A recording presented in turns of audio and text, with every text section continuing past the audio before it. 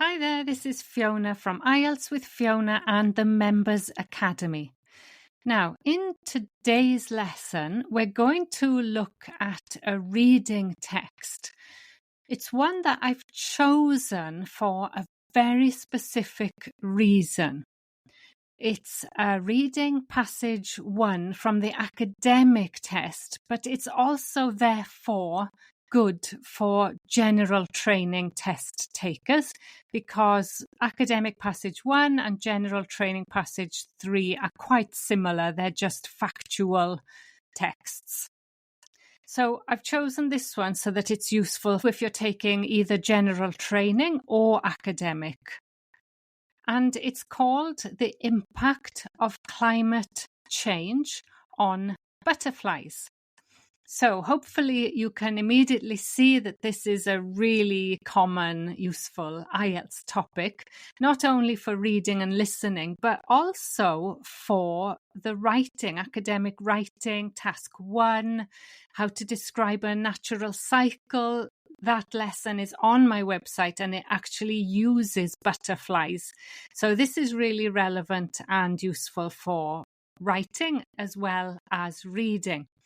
But the reason I specifically chose it for today's lesson is because I've been working a lot on prepositions this month. I've been running a prepositions challenge. So it started with very basic ones, gradually got more difficult, and I've made it into a workbook. It's a 100-page workbook. So again, that's on my website. Let me know if you can't find it.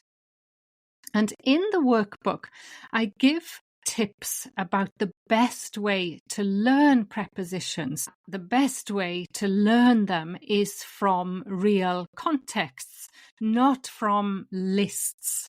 Because if you learn just a list, it doesn't have meaning attached to it. Whereas if you focus on learning prepositions from what you read and what you hear and what people say, you're much more likely to remember them and use them correctly. So in the workbook, I have tried to do that for you. I've researched the best way to learn prepositions and I've used those techniques in a way that I hope will help you, or at least take away some of the overwhelm. There are thousands of expressions with prepositions, but you don't need them all for IELTS. So I've put all the ones that you need, in my opinion, from my experience of teaching IELTS for about 30 years. And so just by taking away, by filtering out all the rubbish, all of those terrible lists on social media, I've made it at least a little bit easier for you. But I still recommend you learn them from context. And here, in this reading, I'm going to focus you on the first paragraph. And I'm going to suggest that every time you do a reading as practice, that you go back and spend 10 minutes analysing the language. You can just isolate one paragraph if you want to, and you can just focus on one thing. It could be articles, it could be tenses, it could be prepositions, and that's what we're doing today. So at the end of this text, I'll come back to that and I'll take the first paragraph and we'll analyse all of the prepositions in that paragraph. And this, I hope, will help you to do this by yourself. So let's come back to the reading. It's a passage 1 and there are 2 question types. There's true, false, not given and Gapfill. I'm going to go through these quite quickly today so that I can leave some time to talk about the preposition activity. So the first set of questions is true, false, not given. I would go straight to those questions and see what they involve. Look at the capital letters. Look at any clues you can get about where to find the information. So if we take the first one, for example, it says 40 years ago, there were fewer butterflies in Britain than at present. Now, in that question, you've got in Britain, preposition in a country, capital letter, Britain. So jump and find that. You've also got at present, fixed expression, at present, meaning now, of course. You've also got the grammatical point, fewer butterflies. Now, I teach this as a grammar point. So fewer has the same meaning as less, but it's used with countable nouns. So fewer butterflies. Some people don't teach this anymore. They say it's old-fashioned, but here it is in the most recent Book 19 IELTS test. You have to know it. So fewer butterflies, meaning less. 40 years ago, there were fewer butterflies in Britain than at present. So the text says, according to conservationists, populations of around 2/3 of butterfly species have declined in Britain over the past 40 years. Populations of butterfly species have declined, have gone down in Britain over the past 40 years. You need a little bit of mathematics. If the numbers have declined, that means that 40 years ago, there were more butterflies in Britain than at present. So you've got the exact opposite of that statement. So the answer is false. There were not fewer butterflies, there were more. Number 2, caterpillars are eaten by a number of different predators. So these keywords, predator, prey, really important. I talk about them all the time. They come up all the time. What does it say in the text?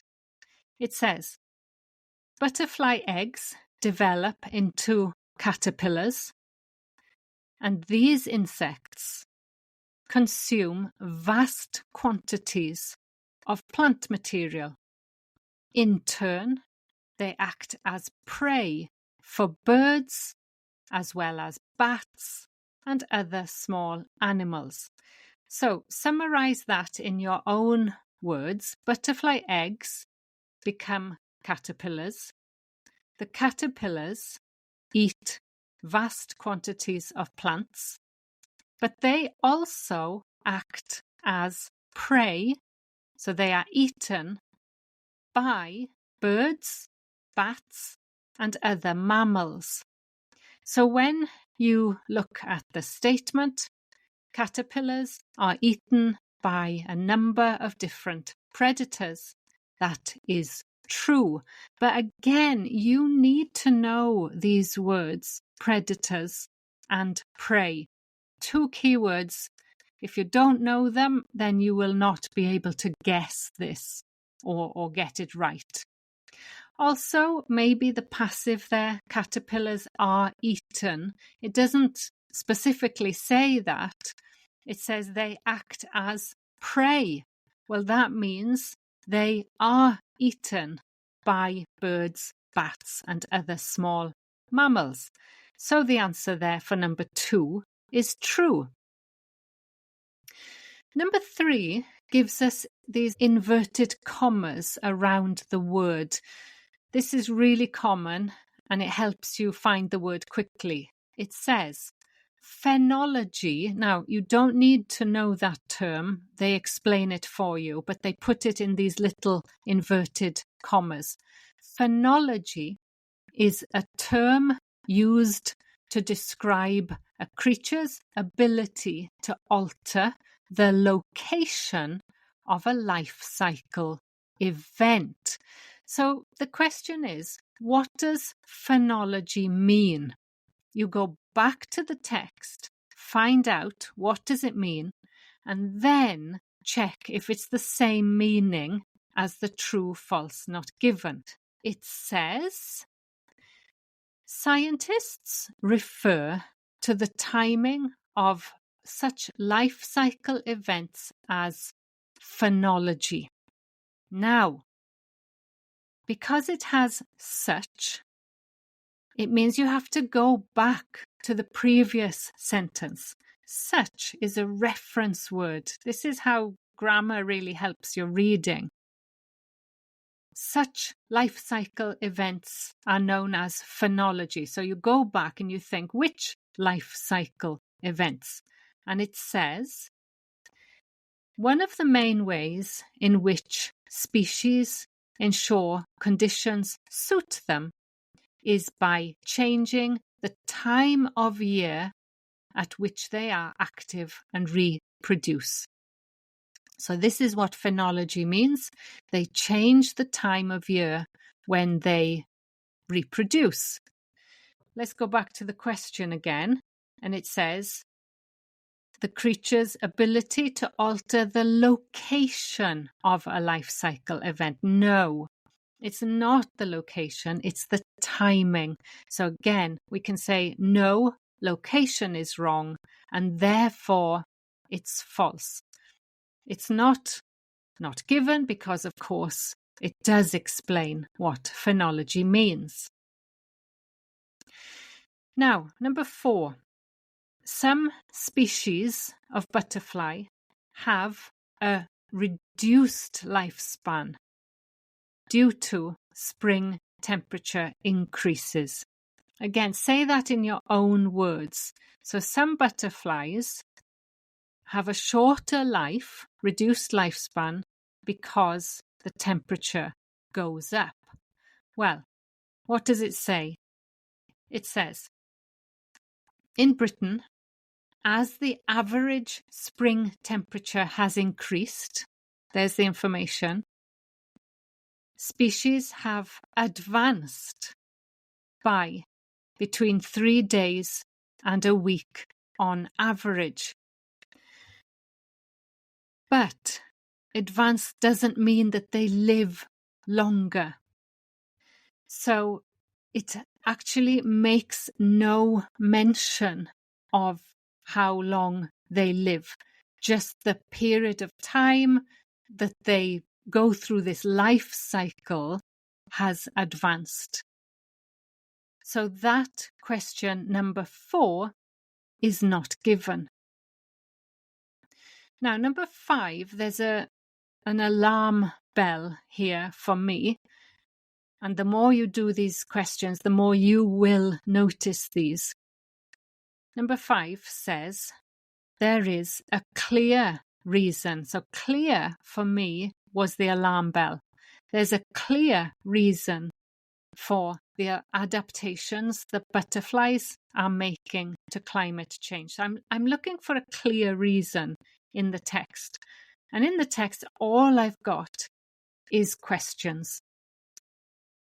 It actually has 2 question marks. Is this a sign that butterflies are well equipped, blah, blah, blah? Or are these populations under stress?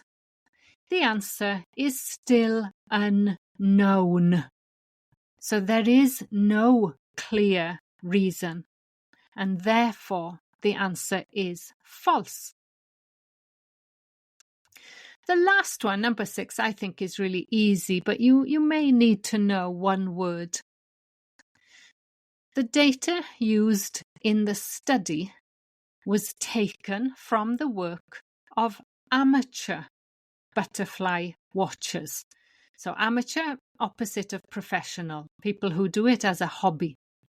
So we need to go to the text and find where the data came from. Did it come from amateur butterfly watchers? First, the researchers pulled together data from millions of records that had been submitted by butterfly enthusiasts, people who spend their free time observing the activities of different species. So the butterfly enthusiasts, they even explain it for you, people who spend their free time. So that means they are amateur, not professional or not scientists. So that means the answer number 6 is true, because we can see where the data came from, and it was not from specialists, it was from amateurs. Again, you really did need to know that word amateur to get that right. Okay, so there were 6 true, false, not given questions, and only one of those was not given. Interesting. The next set moves on to the second half of the text, and it's easy to find. It's Gapfill. The title is Butterflies in the UK, and therefore they give us 4 butterflies, and their capital letters make them really easy to find. So there's the small blue, the high brown fritillary, the silver-studded blue, and the white admiral. So very quickly and easily you can go to the text and find there's one paragraph for each one. But let's have a look at what goes in the gaps. So the first gap, question 7, about the small blue, says, lives in large something. So in the text it says, the dainty small blue, whose colonies are up to 100 strong. Now, I think that's a little bit idiomatic. You often say 100 strong when you mean that there are a lot. So the synonym for large here is 100 strong, and it's the colonies, the groups that they live in, the colonies, and that is the answer. It has to be plural because it's plural in the text, and that gives you the irregular spelling. Y changes to IES, colonies. Next, question 8.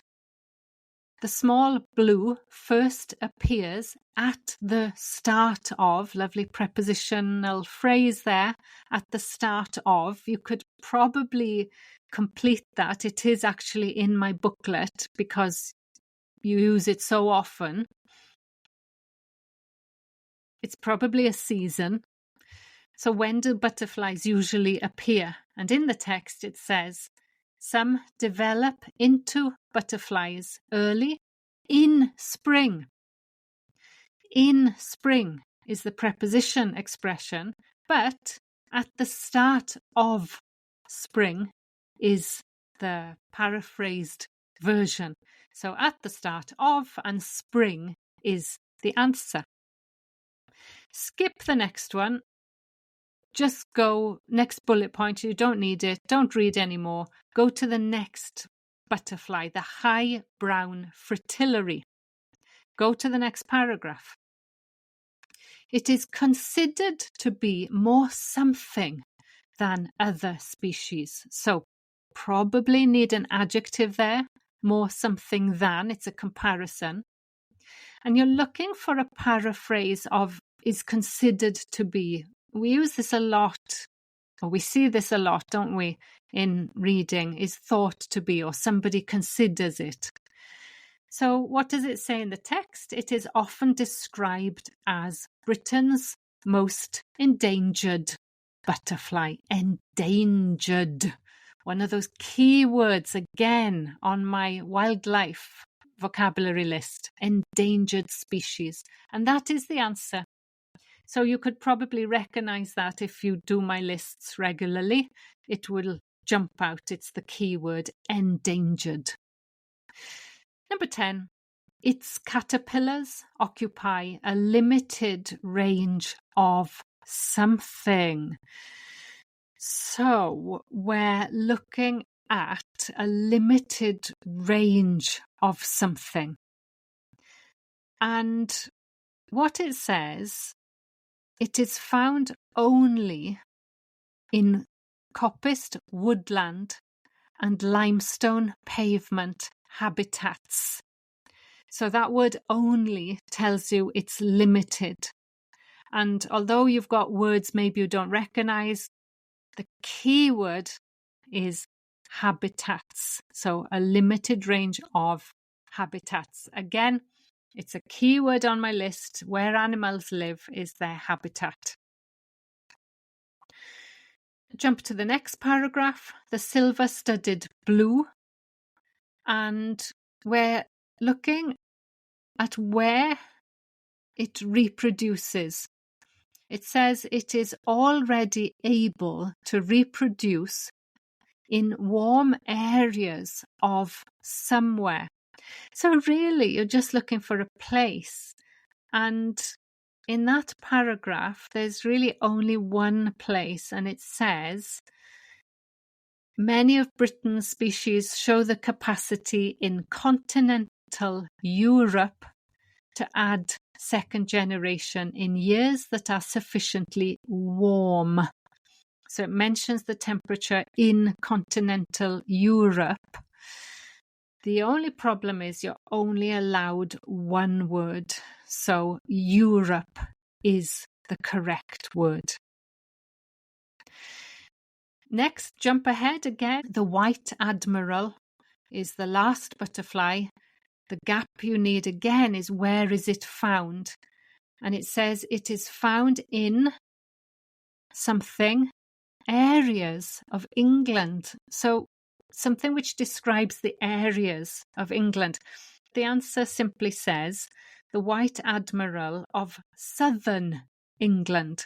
Now, southern is pronounced different from how you write it. You write it south, ERN, but pronunciation is southern. That's important for the listening test. And you might recognize southern from the listening test if you've done my maps on my website. Southern is the answer. It is found in southern areas of England.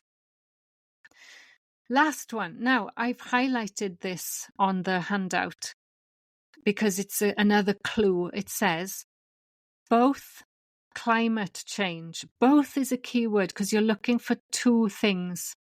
Both climate change and the something of the caterpillar are possible reasons for their decline. So there's a sentence which says they've shown a considerable decline in the past 20 years. Why? Two reasons we're looking for. This may be because the caterpillar exists solely on a diet of a plant called honeysuckle. But also, it's likely to be due to climate change. So there's the two things that also. One is climate change. The other one was the diet. It's a plant called honeysuckle. And diet there is the answer for that gap fill. All right, so that's it. That's the reading. I promised I would do it quite quickly so I could come back and focus on the prepositions and how you can do the same. So if you can see this text in front of you, you can probably Google it. Book 19, Test 4, Reading Passage 1. Look at the title and the first, let's say, 3 sentences from that paragraph. The title is The Impact of Climate Change on Butterflies. So already we've got 2 prepositions which are key for you for your writing. We've got impact on and the impact of something on something else. Later in this paragraph, same thing, you'll see the effect on. And already then you've got 2 examples of useful language, prepositions, phrases that you've learnt from this context. Now, the first line, according to conservationists. According to, I talk about this a lot because people make a mistake. They say according to me instead of in my opinion, but according to me is wrong. According to is either about somebody else or is about some kind of official evidence, such as statistics or reports. So in that first line, you've got according to, and again, you can use that in writing task 2. According to conservationists, populations of around 2/3 of butterfly species have declined in Britain over the past 40 years. Now, I'm emphasizing those prepositions because that's what we're doing with this text now. What do you notice from there? Well, over the past 40 years, that gives you a nice general statement that you can use in writing task 2. It's fixed for that period of time over the past 40 years, and it leads to the present perfect. So you could say over the past few years, many species of animals have declined. So this is one way of just taking what you see and making it your own. So take a simple sentence like that, notice it. Over the past few years, many things have changed, or concentration spans of children have declined. You make that sentence your own. They give you declined, nice words. You can use decreased, gone down. And it also says here in Britain. So that's the next thing. We've got in for countries, but you often have to paraphrase Britain in these charts in task 1. So what else could you say? Well, you could say in the UK, and also try to think of in as being inside. Try to visualize what in means. Later in the paragraph, it says in the ecosystem. So you've got 2 ins there, in a country and within or inside a system. The next sentence says, if this trend continues, conditional, it might have unpredictable effects on other species in the ecosystem. So again, you've got the unpredictable effects on. Before we had the impact on butterflies, now the effect on. So we can see what the writer is doing. They are using synonyms to avoid repetition. And it's always a good idea to use a more precise adjective in front of effect. So you could say it has a positive effect or a negative effect, or a detrimental effect is a high-level adjective here. An unpredictable effect. You cannot predict what the outcome will be. Next, it says butterfly eggs develop into caterpillars. Into. Now, if you think about the synonyms for develop into, what does it mean? It means they turn into, they change into, they transform into something else.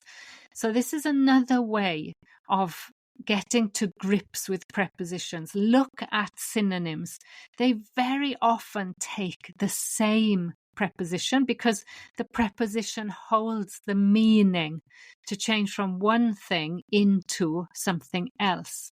So all of those, develop, turn, change, transform, into, will be really useful if you're trying to describe for example, the life cycle of a butterfly in writing task 1. Thank you very much for listening today. If you have any questions about that, please drop me a line on any platform that's best for you. If you're on Blue Sky, I've literally just signed up. It would be great if you were there too. I hope you have a good evening, day, or weekend, wherever you are, and let me know if you've got any requests. Thanks for listening. Bye-bye.